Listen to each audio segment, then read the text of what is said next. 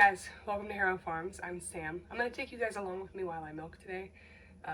This is my evening milking. I milk Maggie twice a day because she's still in, well, I guess it's not really early lactation, like mid-lactation. So I'm still milking twice a day. This morning was a farmer's market morning, so I did not get to milk. I did not get to wash my milk dishes. I milked. So I'm going to go ahead and wash this stuff up and then get ready to head outside because I would like to be milking and all done before it gets dark. So let's get going.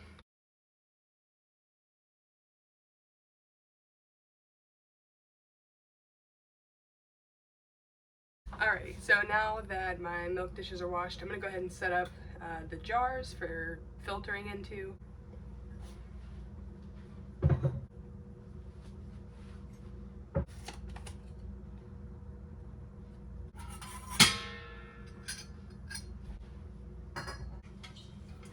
Now I'm gonna fill this bucket probably about halfway with hot water. I give Maggie some alfalfa cubes after she's done being milked, and they have to soak. And I found that if I soak it in hot water, then they kind of break down a little easier. We did have a scary moment a couple weeks ago where one of the cubes, I mean they're like big, I'll show you when we get out there, but the cubes didn't break down all the way, like it wasn't soft all the way through, and she actually choked on it. Like was like panicking, couldn't really breathe. It was really scary. But thankfully she's fine, praise God. She's okay. But now I just make sure that I'm using hot water and give it a lot of time before I give it to her. So I'll start soaking the alfalfa cubes when I walk in, and then she'll get them right before I walk out, which is like 15 or 20 minutes, kind of depending on the day. All right, that should be good. Next, I'm going to find a jar, here's one, and put some warm soapy water in here so that I can use it to wash her udder. We got a ton. Like, I think that somewhere near us, another farm posted that they, in their little rain gauge thing, said that we had like 9 inches of rain. Like our backyard had like a little river going through it. It was crazy. Anyways, so Maggie's udder has been particularly gross these past couple milkings. All right, so I've got hot soapy water, I've got my warm water for the alfalfa, and that's all I need from inside. Everything else is out there waiting on me.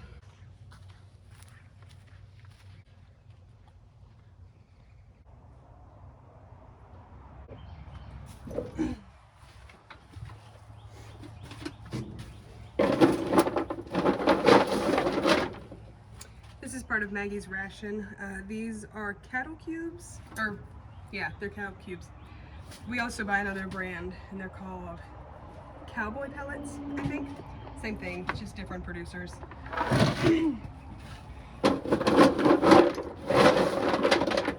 This is a really high protein supplement. It's like 20%.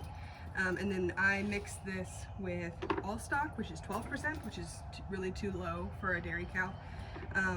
And so mixing them together, I get it closer to what I really want. I know. You see that thing? She's impatient. Anyway, we're actually about to start bulk buying feed. We found a really cool place to get it from. So the feed stuff will change, but the rest of the way I do stuff is pretty much always the same. Honestly, the same way that I used to milk dairy goats, which I have a video on, is the same way that I milk Maggie. It just takes a little longer because there's a lot more milk. These are the alfalfa cubes that I was talking about. That big old thing is what she choked on.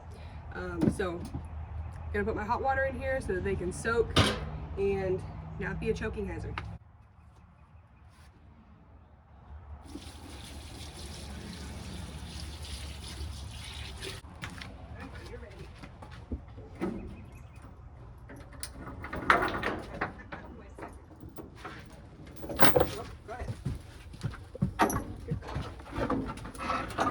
Okay, so I'm about to get started. First things first, I'm gonna take my hot soapy water, open this thing up. I don't know if you can tell, but it's kind of nasty down there. Yeah, I know, I'm sorry.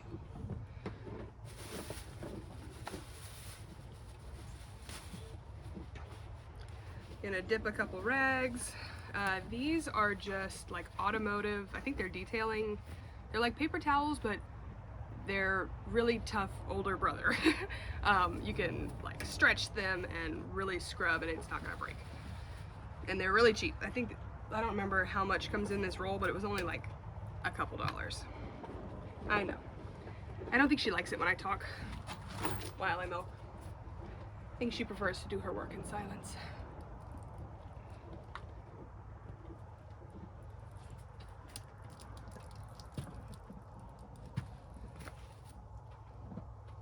Yeah, how gross this is.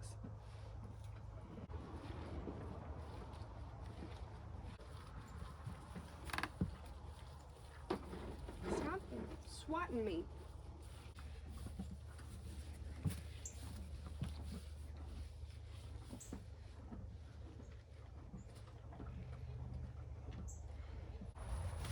Okay, then I'm gonna take some dry ones and just kind of dry her off so that there's not enough leftover water or anything that can drip into my milk pail, because her udder was really nasty and I don't need that nasty dripping down into the pail.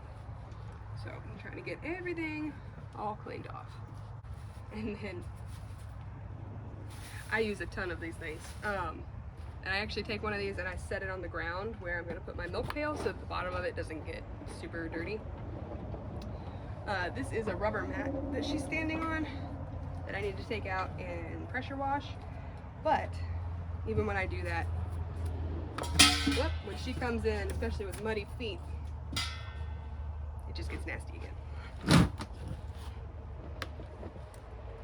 Last step before I actually start milking, dump out my hot water, and I spray the first couple squirts of milk in there, just to make sure that any of the milk that's been sitting in there for a little while that might possibly have some bacteria in it isn't going into the pail with the rest of the milk that's higher up in her udder.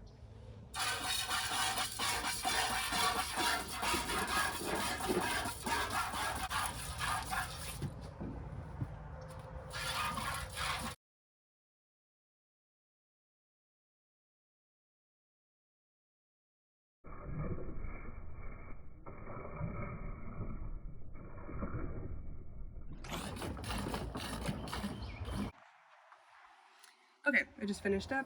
We've got probably a little less than 2 gallons here. Don't smack me with your tail. Oh my gosh. She's mad because I've been talking, and I'm not usually talking when I'm out here. This is usually my quiet time where I pray and like get ready for the day. So she's used to me being totally silent.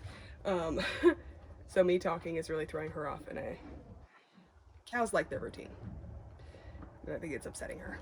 The next step in my routine after I've got her milked all the way out is just, I'm watching that tail. Oh, you want to be done? Okay, I'll get you. Come on, back up.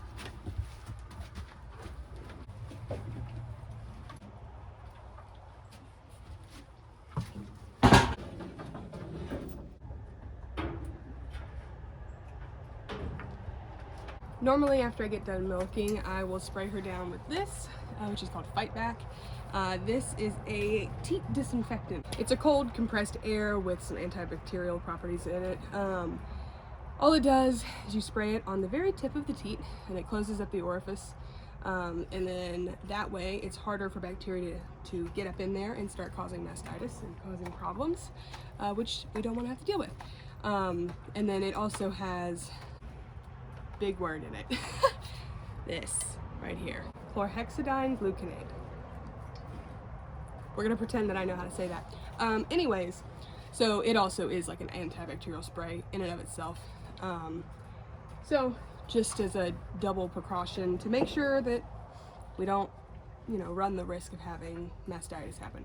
Now, you can see mine's broken. A child or an animal or something got a hold of it at some point. So I'm gonna order a new one of these on Amazon this evening. After milking, she gets to have her milking treat, which is alfalfa cubes. And let me tell you, I ran out of them a couple days ago, and she was very upset with me. Okay, I put her back in the barn, which the barn is open in the back, so like she gets to go around into her dry lot. But I put her back in the barn, and she gave me a very nasty look, and then proceeded to yell at me when I walked away. So yeah, let's go inside and get this milk filtered and start chilling it. The faster we can chill it, the longer it'll be good for drinking, and then also the less chance, then there's less of a chance that it could have something nasty in it that we don't want to drink. Alrighty, so I've already got my milk stuff set up for straining, for filtering. There's just this little piece in here. It's a little disposable filter. I like these a lot so that I don't have to keep up with extra laundry, because there are some that you can just reuse, you just wash them. And I have found that I'm not good enough at keeping up with laundry to be able to rely on myself for that. So we skip that step and I use disposable filters.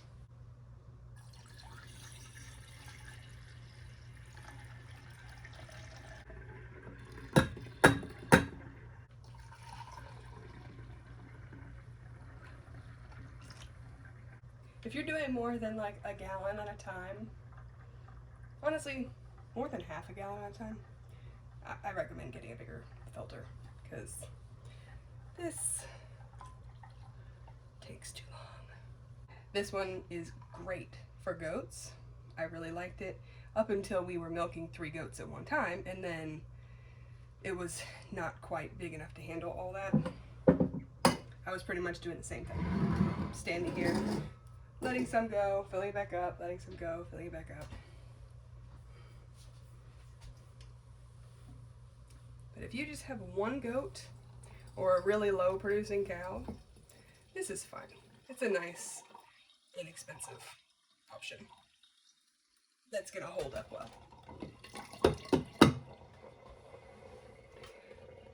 It looks like to me, if I was watching this video like 7 years ago when I first started with dairy goats, I would be like, wow, they've invested a lot of money into their dairy dishes, their dairy stuff. Which, I mean, we kind of have, but it wasn't all at once. When we started out 7 years ago, I was milking my goat on a stand that we made out of pallets, and it looked really rough, honestly. It worked though. I also used dog bowls, like the big metal dog bowls, because they didn't have a seam in them, from like Walmart, which now, they didn't have nice big metal bowls, at least at the Walmart I was shopping at, for like human bowls. So I used dog bowls to milk my goat into, and then I used a canning funnel and coffee filters to strain my milk, and strained it into, I think at that point we were just using quart jars, because my goat wasn't like a huge producer. And then very gradually over time we invested when we could, where we could. I think our first dairy investment, aside from the goats we got when we first moved here, was the strainer, and it's some more of the filters that go in it. And then fairly soon after that, or maybe even at the same time, because I got them from the same company, so it had to have been the same time, I also bought a 1 gallon milk tote. So it looks identical to this, but it's only 1 gallon. This is a 2.5 gallon.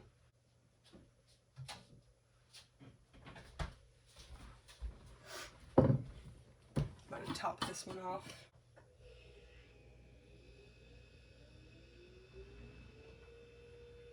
I don't know if you can hear that in the video.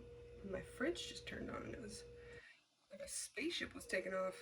Okay, so now at this point I'm going to go set this in the sink, and this,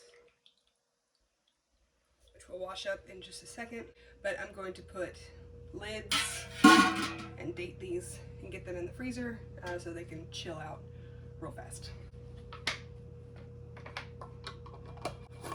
we sell milk, raw milk for animal consumption here in South Georgia, and so these are our labels that I designed. Now this milk is just for our family, so I'm going to label it with a W just so we know that this is Walker milk. I've been putting the names of my customers on here because I have weekly pickup people. Let's see, it's the 13th. So that way I can look in the fridge. We have a dairy fridge right here. I can just look in the fridge and be like, okay, that's who that's for, and make sure that I'm not, you know, overselling or something, which doesn't usually happen.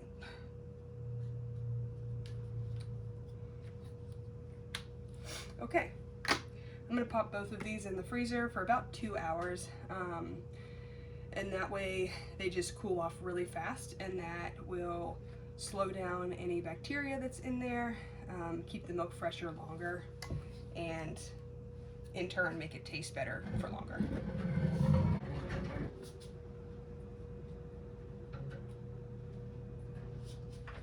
So now I'm going to finish up my milk dishes, and then I'm done with my milk routine. With washing all of my milk dishes, take the strainer out. I don't see anything funky in here, which is good. This is a great way to check for mastitis and like catch it early, is to look at your filters. But nothing to see there. So first up, I just give everything a good rinse, and then I'll come back through and scrub it.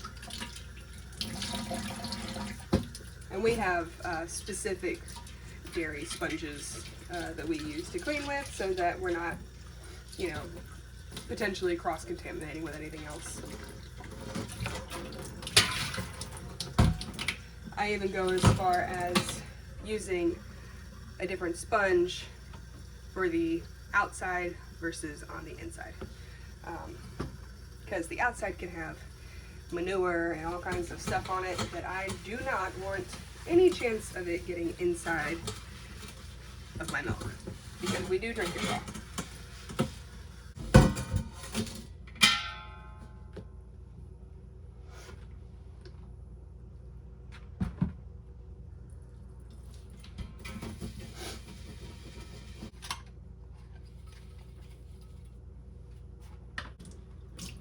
I'm gonna rinse everything off with really hot water to make sure there's no suds left over. And then it goes up on my drying rack here. And this drying rack is actually just like a closet organizer or like a pantry organizer that I've just set on my counter because it happened to be the right size, and we go through a lot of dishes, especially running like a micro dairy. I have, usually, this is full of like my labeled jars, which say that we're producing, that the milk that's inside is for animal consumption. So this is usually full of those. And then on top is where I put all of my big milk dishes that don't fit anywhere else. And then the bottom is, you know, household stuff.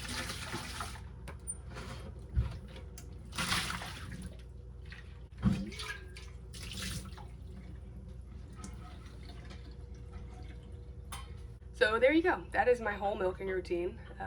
That's pretty much what I do every day, except for my disinfectant spray being messed up, and the fact that I had to wash my dishes before milking.